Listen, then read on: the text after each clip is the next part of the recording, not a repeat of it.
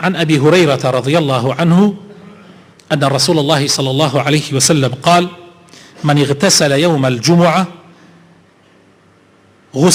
غسل الجنابة ثم راح فكأنما قرب بدنه، ومن راح في الساعة الثانية فكأنما قرب بقرة، ومن راح في الساعة الثالثة فكأنما قرب كبشا أقرا، ومن راح في الساعة الرابعة فكأنما قرب دجاجة، ومن راح في الساعة الخامسة فكأنما قرب بيضة.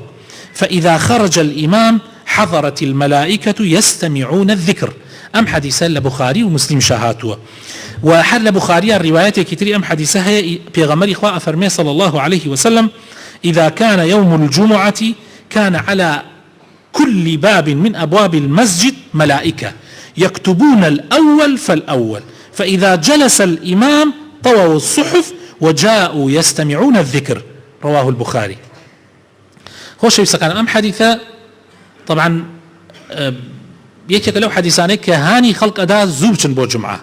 بيغمر إخوة أفرمي صلى الله عليه وسلم حديثي دوهمي بابلين يكم جاء أفرمي أجر روجي جمعة هات خوي تعالى ملائكة لكن دانا ولا درجاي مزجوتا كان سجل أنا بدسوا يك بيك أو خلقي كدينا ناو مزجوتا ببي كاتكانيان ناو كان أن السنو حسنات كان بوأكن حتى إمام أجت سر من بر عليه السلام عليكم إتر أوان سجل إخوان أبيتشنو دين دا عنشن خريكي ذكر بنتر ناو نانوسن.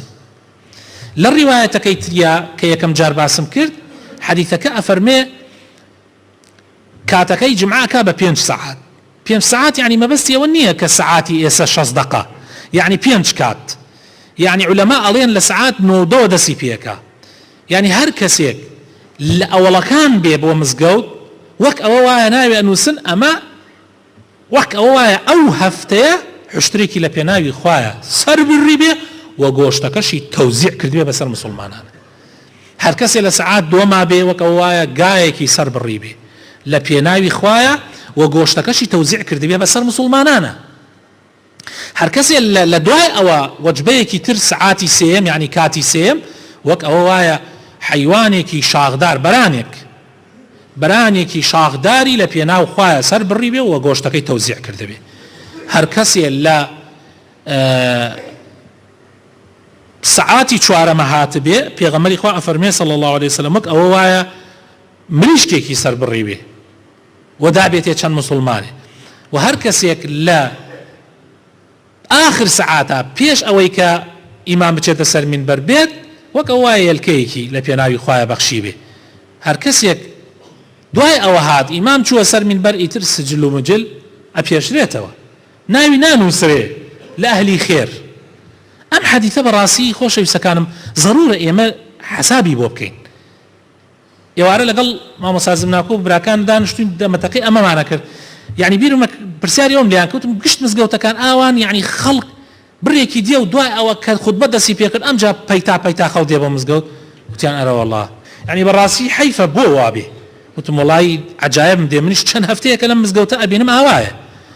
پێشا وا نەبوو، پێشا خەڵک زووتر ئەهات تەماشاتەکە مزگەوت پڕ ئەبێ پێش ئێستا مزگەوت خەریکە پڕ بێ بڕێکەوە تا وەستاوە تازە هاتە خەریکە ئاگاتە و هینەکانی ئاخیرە وتەکانی ئاخیرە هەنێکیشی لەوانەیە لە کات نوێژەکەی بگێ.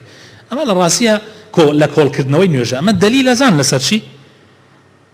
دلیلە لەسەرەوەی ئەمە تەماح دینمان نییە، تەماح خێروەمانەمان نییە. زۆربەی مسلمانان ئێستا تەماحیان نییە خێریان دەستکەفێ، بەس ێژێ لە کۆڕی کەمەوە ئەوەش نەکبەتیە بەڕاستی.